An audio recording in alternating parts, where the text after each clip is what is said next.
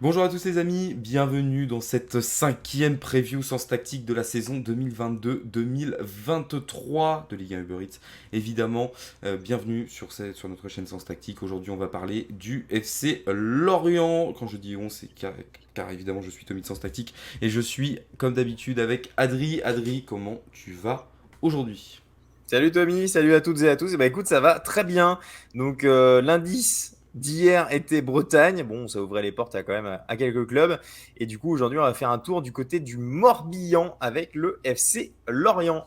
Ouais, exactement, un petit tour du côté de la Bretagne et du Morbihan pour parler aussi d'une équipe qui était là la saison dernière, le 16e de Ligue 1 la saison passée. Maintenant, vous en avez l'habitude évidemment avec les vidéos sans statique que vous pouvez retrouver, hein, les autres previews. Ne ratez rien évidemment, hein, Auxerre, Ajaccio, Toulouse et hier la sortie de notre vidéo sur le Clermont Foot 63. Et aujourd'hui, donc, on va s'intéresser à Lorient comme d'habitude. On va commencer par la saison dernière tout simplement. Ensuite, on enchaînera sur le mercato et nos attentes pour la saison prochaine avec le calendrier, ce qu'on pense et ensuite le joueur à suivre. Enfin voilà, vous commencez à connaître le délire et à la toute fin, le classement pour le FC Lorient la saison prochaine. Du coup, Adri, on va commencer avec la saison 2021-2022 du FC Lorient, une saison qui a été quand même relativement compliquée pour les Merlus. Ouais, alors un petit point sur la saison dernière. Donc Lorient qui a terminé 16e, on l'a dit, avec 36 points. Une différence de but de -28 pour les Merlus. 14e à domicile, ce qui est au final pas trop mal. Et dernier à l'extérieur. Lorient, C'est clair. voilà, hors du moustoir, c'est compliqué pour les Merlus.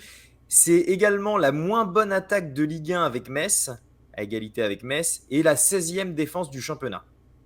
Donc voilà, il Ouais. y a des choses positives et des choses très négatives. Enfin, des deux côtés, il y a des points forts et des points faibles. On a comme meilleur buteur Terem Moffi à 8 buts. C'est le meilleur buteur du club. Il est à 8 buts. Ouais. Il atteint pas la dizaine. On a Armand Lorienté qui a 6 buts et Ouais. on a Ibrahima Koné qui a 5 buts. Et pour les passeurs, c'est là encore Terem Moffi qui a 4 passes décisives, Laurent Abergel a 3 passes décisives et derrière Dango Ouattara qui termine avec 2 passes décisives. L'Orientais était 19e à mi-parcours avec 16 points. Heureusement, ils font une phase retour meilleure. Ils prennent 20 points, 4 points de plus que la phase Ce aller. qui fait la diff. Clairement, clairement, clairement. Et comme pour Clermont, on va souligner qu'encore une fois, c'est un maintien avec 36 points. C'est un maintien avec 36 points, donc vraiment au-dessous de la barre symbolique des 40 points. Il y a un moment fort de la saison dernière, on peut parler de la victoire 6-2 face à Saint-Etienne à domicile, plutôt sur la fin de saison, après avoir été mené 2-0 par les Verts.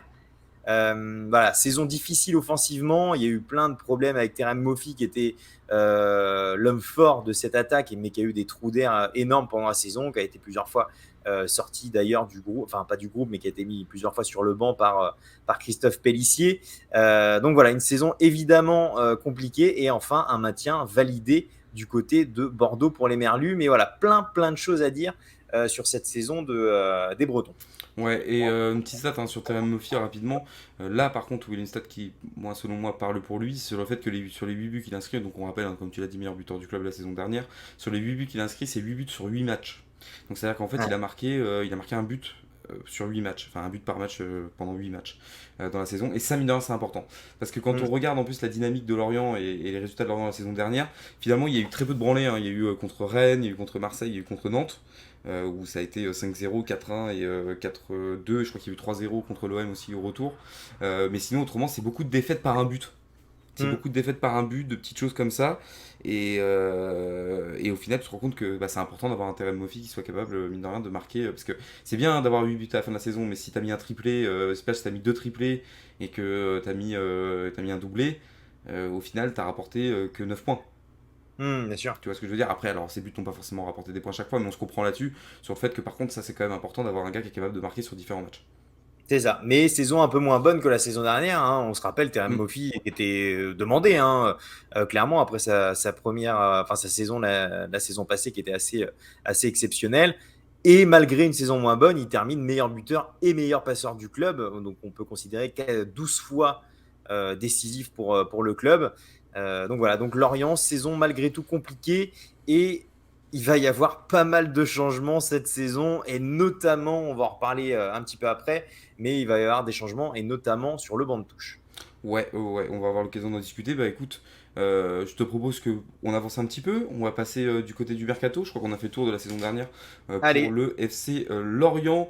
Du coup, on va aller du côté du mercato. C'est parti. Vous avez fait plus de courses que d'habitude ou pas? J'en sais rien, j'ai pris n'importe quoi. Du coup, Adri, le mercato du FC Lorient et l'effectif en général, hein, comme tu sais, tu es le roi de la data chez Sens Tactique. Alors, qu'est-ce que tu peux nous dire sur l'effectif de Lorient pour cette saison et notamment les mouvements aussi au mercato? voilà, en préambule, comme d'habitude, la petite explication. La source, c'est Transfer Market, donc pour tout ce qu'on va citer. Également, évidemment, qu'on tourne ces vidéos largement avant la clôture du marché des transferts. Donc, à l'heure où on parle, on n'a pas toutes les infos d'arrivée et de départ. C'est vraiment, on cite ce qu'on a au jour J, le jour où on tourne la vidéo. Donc, évidemment, que si vous la regardez dans plusieurs jours, Ouais. plusieurs semaines, peut-être qu'il sera passé des choses entre-temps. On va dire que ce sont les éléments qu'on a à disposition à ce moment-là, quand on tourne la vidéo. Donc, la partie un peu moins marrante, je vais citer l'effectif du FC Lorient à la suite pour voir un petit peu les joueurs qui sont à disposition, qui seront à la disposition de Régis Lebris la saison prochaine. Donc, on a M. Vogo, Nardi, Dreyer, Bartouche, Laporte, Petro, Mouyokolo, Yongwa, Le Goff, Loric, Calulu, Silva, Lebris, Abergel, Innocent, Monconduit, Bourlès, Lefebvre, Boigard, Ponceau, Ismaïl, Lorienté, Diarra, Ouattara, Mofi, Bozok, Kone, Garbich et Sambou Soumano. Du côté des arrivées à Lorient, on a Montassar Talbi qui arrive du Rubin Kazan, qui est défenseur central, qui arrive pour 1,5 million. On a Darlene Yongwa qui arrive de Niort, qui lui est latéral gauche, 1,5 million également. On a Kalulu qui arrive d'Ajaccio, qui est libre et qui arrive, lui, qui est arrière droit. On a Yvon Mvogo qui est gardien, qui arrive de Leipzig. Et enfin, on a les retours de prêt de pas n'importe qui. Ça va avoir de l'importance juste après, de Bozok, Garbich, Ponceau, Ismail et Mouyokolo. Du côté des départs, il n'y en a pas encore énormément. Amel qui part au PFC pour 1 million d'euros. On a Mendes qui est parti du côté d'Almeria. On a les prêts de Callens à Annecy, de Jens qui est prêté au Celtic Glasgow. Et enfin, on a Lemoine, Morel et Ergo qui sont laissés sans club. Voilà un petit peu pour le tour de l'effectif et des transferts du côté de Lorient. Ouais, mercato finalement assez dense hein, du côté de Lorient. Bon, le côté on laisse sans club, Morel, Lemoine, etc. Bon, faut voir dans les conditions dans lesquelles ça s'est fait, mais bon, quand même, ça fait un peu merci, bonsoir, au revoir, quoi. C'est un Un petit peu peu. dommage, ouais. Ouais, c'est un petit peu dommage, parce qu'ils auraient pu avoir leur départ à la fin de saison dernière. Enfin, c'est quand même des mecs qui ont apporté. On parle quand même de Jérémy Morel et de Fabien Lemoine. Bon, voilà, c'est une façon de traiter. Après, on peut voir hein, vraiment, il y a eu un focus sur la défense. Du mercato, comme tu l'as dit, hein, tu as parlé de Talbi, tu as parlé de Tengua, tu as vu parler aussi de Kalulu. Voilà, on a vraiment essayé d'apporter quelque chose aussi. Alors, je l'ai mal écrit. Est-ce que tu peux me rappeler le nom du gardien de Leipzig? Mvogo. Mvogo, voilà, je voulais être sûr, je voulais pas dire une bêtise, je savais pas si j'avais fait un U ou un V sur mes notes. Du coup, Mvogo, ouais, de Leipzig, un nouveau gardien. Voilà, on a vraiment essayé de mettre l'accent sur la défense et peut-être que cette année, on a envie bah, tout simplement déjà d'en prendre moins pour commencer, puisque comme on l'a dit, c'est dommage de l'année dernière d'avoir perdu des points en menant même, par exemple, ou en tenant un nul et au final en perdant des points un petit peu bêtement. Et comme tu le dis en attaque, après il y a des retours, tu as cité un garçon, Garbage, après on sait que la situation avec le club est un petit peu compliquée. On sait que c'est un petit peu conflictuel entre Garbage et le club, même si je continue de penser que ça pourrait quand même une sacrée addition devant, si ça décide de s'y mettre, Bozok aussi, on dira ce qu'on veut, mais c'est quand même des garçons qui pourraient être intéressants comme solution du côté de Lorient. Moi je pense que c'est un mercato assez intelligent avec les moyens actuels du club et surtout qui ont ciblé quand même des problèmes qui me semblaient assez récurrents la saison dernière et notamment comme on en a parlé, les errements défensifs lorientais.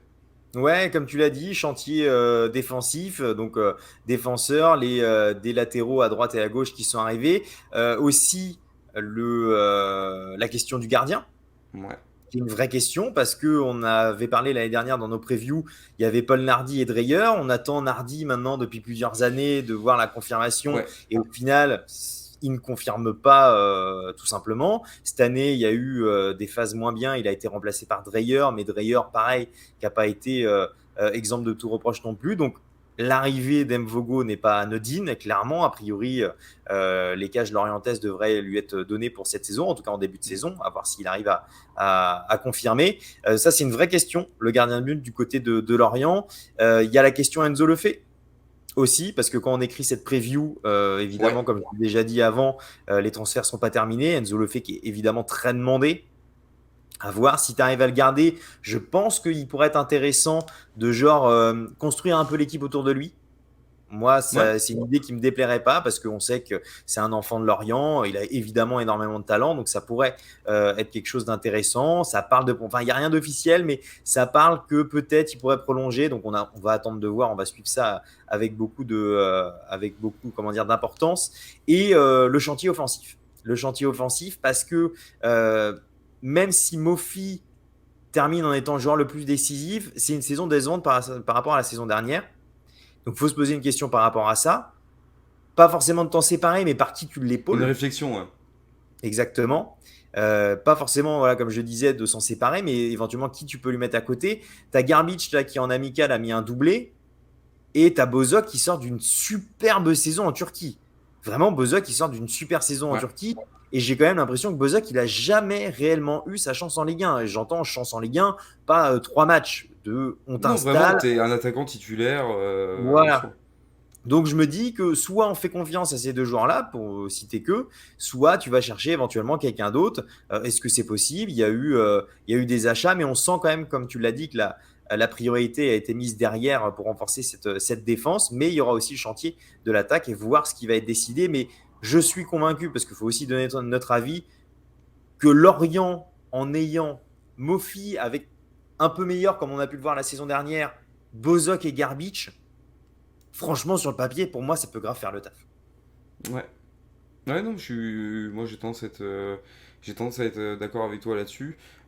D'autant plus qu'encore une fois, hein, parce qu'en fait, Lorient, il y a toujours un peu des bribes de quelque chose. On a vu des fois des matchs où Lorient avait réussi à montrer quand même de belles dispositions. Alors évidemment, ça n'a pas tout le temps été le cas, hein, sinon ils n'auraient pas été dans la position dans laquelle ils ont été. Mais qu'il y avait vraiment une base pour le jeu, notamment sur le jeu offensif. Et je pense que si tu arrives à retrouver un petit peu d'assises, un petit peu moins claquer des fesses à chaque match, ou dès que tu prends un but, etc., où tu peux commencer un petit peu à mieux relancer et tout ça, bah t'as peut-être moyen de revoir un petit peu de jeu du côté de Lorient, ouais. Ouais, ouais. Et pour finir, moi, sur cette section transfert, parce que c'est évidemment un départ, donc on l'a dit, mais donc Régis Lebris d'ailleurs, pas Lebris, remplace Christophe Pélissier. On saluera quand même Ouais. Christophe Pélissier qui a fait du bon travail, même si là, ça ne convenait plus. Il laisse quand même Lorient en Ligue 1 et voilà, il faut quand même saluer le travail de Christophe Pélissier du côté de Lorient. Je suis tout à fait d'accord avec toi là-dessus. Je crois qu'on a fait un tour assez exhaustif du mercato lorientais et de l'effectif C'est lorientais, pas mal. Adri. Je te propose qu'on passe donc du coup à la dernière partie. On va parler de la saison prochaine. C'est parti, la saison prochaine du FC Lorient. Muscle ton jeu, Robert. Si tu muscles pas ton jeu, fais attention. Je t'assure, tu vas voir. Tu vas avoir des déconvenus parce que t'es trop gentil. Du coup, Adri, pour la saison prochaine, on va évidemment commencer comme d'habitude avec le calendrier. Par quoi va commencer nos amis lorientais? Je connais très bien la première journée puisque j'y serai. Voilà, les 4 premières journées, comme d'habitude, de la saison prochaine du FC Lorient. Ça commence par un derby avec un déplacement du côté de Rennes à la première journée. Donc, il y a ensuite la réception de l'Olympique lyonnais. Il y a ensuite un déplacement à Toulouse. Et enfin, pour la 4e journée, une réception de Clermont-Ferrand. C'est relativement équilibré. Tu as du haut standing avec Rennes et Lyon. Et tu as du Toulouse promu et Clermont qui se maintient, qui était à égalité de points avec Champion de toi. France de Ligue 2. Oui, voilà. Donc voilà, je trouve que tu as quand même un petit peu de tout. Tu as 2 premières journées, mais encore une fois, pas forcément plus mal de tomber contre certaines équipes un peu plus grosses dès le début de saison. Moi, je suis convaincu il y a des points à gratter. Déplacement à Toulouse, c'est un promu, donc à voir à quoi s'attendre. Et puis la réception de Clermont, là, c'est un match important d'entrée de jeu dès la 4e journée. Donc voilà, et je pense que tu peux te sortir pas trop mal de ces 4 premières journées et essayer de grappiller quelques points d'entrée de jeu. Ouais, bah, il va falloir essayer de se régler, de se roder un peu. Ça va être compliqué contre des équipes comme Rennes ou Lyon. Mais au moins, ça peut te donner justement cette intensité au moment d'arriver sur des matchs contre Toulouse et Clermont. C'est-à-dire que tu es monté en intensité contre Rennes et Lyon. Alors évidemment, ça dépend, hein, parce que si tu prends deux Manita, c'est un petit peu compliqué pour avancer. Mais par contre, en termes d'intensité pure, tu vas jouer alors certes des équipes pas totalement rodées, mais qui quand même jouent. Bon, pas Lyon cette saison, mais en l'occurrence Rennes qui joue l'Europe, etc. Mais bon, Lyon qui est un calibre européen. Donc Bien sûr. ouais, pour la montée en jambes, finalement, ça peut peut-être être pas si mal. Et pourquoi pas, aller faire un coup. Aller faire un coup, tout simplement, hein. Ah bah convaincu que moi en début de saison, on le dira pour toutes les équipes Ouais. quand il y a des différences entre les clubs, je suis convaincu que c'est le bon moment pour jouer ce genre d'équipe à la première journée ou à la deuxième journée. Pour moi, tu as largement moyen de faire un petit coup et de ramener des points parce que c'est le moment pour les équipes qui jouent un peu plus le maintien de prendre des points notamment. Exactement. Du coup, on va passer à la saison prochaine. Adri, comment tu vois justement de ton côté la saison prochaine du FC Lorient? Qu'est-ce que tu attends? Et bah écoute, je pense quand même transition et plutôt au niveau mais du taf aussi, Oui. du taf pour le staff, bien sûr. Troisième année consécutive pour Lorient, donc ça commence à se réinstaller en Ligue Ouais. 1, mais en même temps tu changes ton staff, donc avec Régis Lebris qui arrive à la tête de l'équipe. Euh, Lorient doit apprendre à se déplacer parce que 14e à domicile, Ouais. ça reste très correct. On dit souvent que pour se maintenir, il faut savoir notamment prendre des points à domicile. C'est là en général que ça se fait. Si Lorient, franchement, apprend à se déplacer un petit peu mieux, tu as moyen d'avoir vraiment des ambitions. Alors, on ne va pas parler d'Europe ici, mais pour moi, tu as largement les moyens déjà de pas te mettre en danger pour un potentiel maintien parce que cette année, le danger pour le maintien, il est immense. Ah Il y bah aura là, c'est coup près pour tout le monde, hein. il y aura 4 descentes, donc le danger, il est immense. Donc voilà, donc tu repars avec un nouveau coach. Voilà, on a parlé de joueurs qui font leur retour, qui pourraient être intéressants. Voir la question Enzo Lefebvre, qui pour moi est un point très important sur la saison prochaine. Mais voilà, Lorient, c'est la troisième saison en Ligue 1. Lorient veut s'installer évidemment sur le long terme dans l'élite. Il y a 4 descentes cette année, c'est un gros défi. Mais voilà, Lorient va devoir apprendre à se déplacer s'ils veulent être tranquilles cette saison. Ouais, ouais, tout à fait. Ça va être ouais, un des vrais tafs à faire. Moi, je crois surtout que le taf, ouais, il va vraiment être aussi mentalement dans la gestion des matchs, parce que moi, je me souviens de beaucoup de matchs de Lorient où c'était pas si mauvais. Le problème, c'est que tu prends un but dans un temps fort, tu te retrouves à prendre un but en fin de match alors que tu tenais un résultat plutôt intéressant, ou parfois tu commences très mal tes rencontres et tu prends deux trois buts en cascade et tu te retrouves à la mi-temps avec déjà un ou deux buts dans la musette. Donc là, ça va être vraiment important pour Lorient de prendre un petit peu de puissance. Moi, je trouve un petit peu à la manière de ce que peut faire Brest parfois. Ce côté, pour rester en Bretagne en plus, sur le côté où parfois tu sens que Brest, quand ils tiennent un match, Très bon choix de comparaison avec Brest. je suis désolé, hein, mais à un moment donné, il faut aussi regarder ce qui se fait ailleurs. Et le fait est que Brest, dans son installation aujourd'hui, arrive à tenir certains matchs. Tu sens que quand ils sont dedans, qu'ils mènent 1-0 ou 2-0, tu vas pas aller les prendre. Tu vois ce que je veux dire?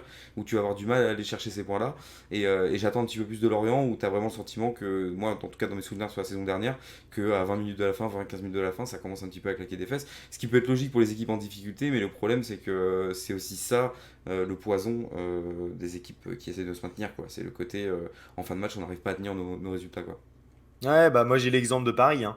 L'exemple du Oui, Paris Saint-Germain, tout simplement au Moustoir, où Lorient mène 1-0, tu as pas mal d'occasions, et de mémoire, je crois que Paris est réduit à 10, et Paris égalise à la 93e minute sur un but d'Icardi, en infériorité numérique, et un but d'Icardi. Voilà, c'est con, mais évidemment que ça compte. Il y avait moyen de faire une belle opération, donc, et c'est aussi pour dire que Lorient peut accrocher des grosses équipes.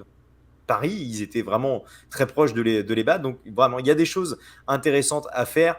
Mais encore une fois, c'est vraiment pas, moi, à mon avis, sur le travail à domicile, notamment. Ça va être d'essayer de mieux gérer les matchs à l'extérieur, notamment. ouais, après, tu sais, hein, de toute façon, les équipes comme Lorient, c'est pas faire injure, hein, on le sait. Ces équipes qui ont aussi certaines limitations techniques, hein, tu peux avoir envie de produire le plus beau jeu que tu as envie. Si tu as aussi certaines limitations techniques au sein de l'effectif, moi je me souviens de matchs de Lorient avec beaucoup de déchets, beaucoup de ballons perdus. Si tu as envie d'espérer quelque chose cette année, il faut vraiment mettre l'accent aussi sur la qualité technique pour pouvoir développer du jeu et essayer d'aller porter le danger réellement et surtout bah, donner du plaisir, hein, tout simplement. Et oui, ça avait beaucoup marqué, beaucoup de déchets à côté Lorientais, ce qui est dommage dans des situations où ils avaient avait de belles possibilités, de belles occasions, des contres mal joués, etc. Ça va être très très important de se mettre à jour là-dessus. Ouais, ça va être tout le défi du nouveau coach Régis Lebris. On va voir aussi Ouais. la patte. Et intéressant de voir ce qu'il peut apporter à cet effectif. Exactement. Du coup, Adri, pour toi, qui va être le joueur à suivre du côté de Lorient cette saison? Moi, j'en ai parlé furtivement tout à l'heure dans la période des transferts. Moi, ça va être le gardien. Ok. Ça va être Mvogo que, selon moi, il va falloir suivre parce que ça fait longtemps que Lorient n'a plus de certitude à ce poste de gardien. Pour moi, évidemment que la défense est un chantier très important, mais le gardien fait partie évidemment de ce chantier-là. Si tu n'as pas un gardien rassurant, c'est difficile de rassurer la défense, tout simplement. Donc voilà, Mvogo arrive de Leipzig. Il vient donc pour essayer de prendre la place de numéro 1 à la place de Nardi et Dreyer, qui était dans une espèce de rotation, mais une rotation qui était forcée de par de nombreuses erreurs de l'un et l'autre. Donc voilà, un peu de stabilité à ce poste-là ne ferait pas de mal et pourrait vraiment apporter une vraie sérénité à cette défense qu'en a moqué, au-delà des joueurs, l'importance du gardien et de l'aura d'un gardien comment dire, sur le travail défensif. Voilà, si Lorient pouvait retrouver un Fabien Audard, je pense que ça pourrait faire du bien.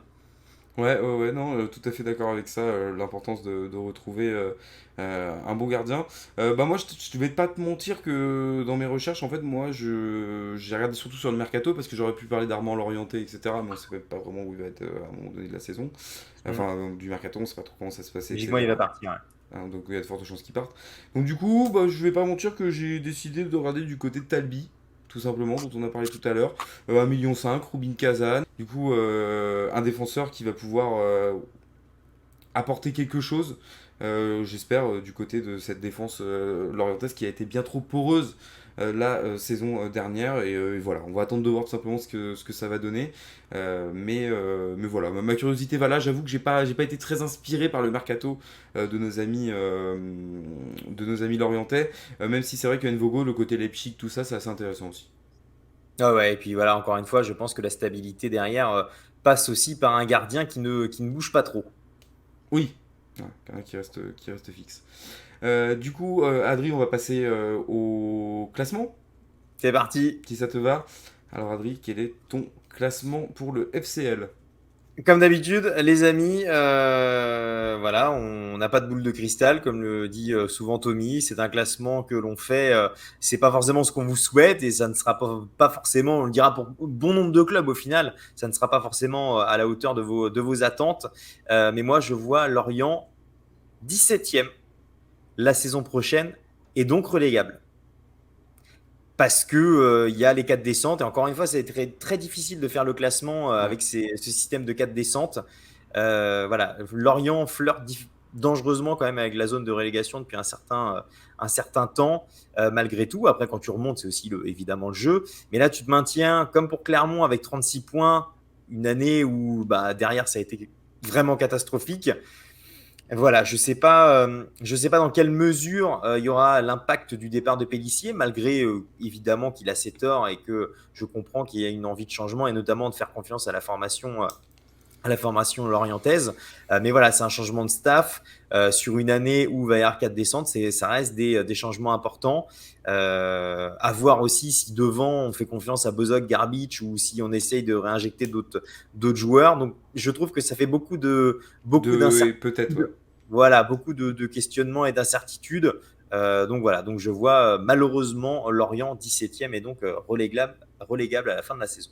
Très bien, bah écoute, en ce moment on est vachement alignés, Adri, toi et moi, parce que je vois aussi nos amis lorientais 17e et c'est crève-cœur un peu parce que je pense que moi c'est un club que j'aime bien, je veux dire, c'est un club plutôt sympa et tout, mais malheureusement là c'est vrai qu'encore une fois ça va être ultra compétitif cette saison et on attend de voir la suite du mercato parce qu'encore une fois si tu as des départs de l'orienté ou que tu as Mofi là ça peut vraiment devenir compliqué. Je suis pas spécialement inspiré par le mercato qui m'inspire pas grand chose pour être très honnête. Euh, et je pense que, de toute façon, je l'ai dit avant, je pense qu'il y a finalement, c'est tout bête, mais il y a des promus qui sont peut-être mieux armés Mm. aujourd'hui. Et du coup, moi, ça m'embête. Du coup, bah, je suis obligé de mettre nos amis l'orienté 17ème, malheureusement. Et évidemment, supporters lorientais, dites-nous à quelle place vous voyez les Merlus terminer la saison. Exactement, et d'ailleurs je suis désolé en avance pour l'ami Enzo, évidemment. Enzo, je suis désolé pour toi. Du coup les amis, ça va être tout pour aujourd'hui, ça va être tout pour cette preview spéciale FC Lorient. On va se retrouver très vite pour la prochaine preview. Pas d'indice maintenant, vous l'aurez compris, vous avez juste à suivre le classement de la saison dernière, donc voilà, vous avez juste à remonter. En tout cas, merci Adri d'avoir partagé cette preview avec moi. Encore une fois, vous pouvez nous retrouver sur tous nos réseaux, @sens tactique majuscule S majuscule T, sur Twitch, Instagram et Twitter. Vous pouvez aussi nous retrouver sur TikTok. J'allais oublier, ouais, j'ai mis Twitch avant TikTok du coup. Vous pouvez nous retrouver aussi sur Twitch, évidemment, la saison qui va reprendre très rapidement. Et sur le Discord avec notre commu sociaux, c'est absolument incroyable. Merci à tous de nous avoir suivis et je vais laisser le mot de la fin à Adri. Comme d'habitude, les amis, on se donne rendez-vous pour la prochaine preview. Et d'ici là, vive le football. Salut.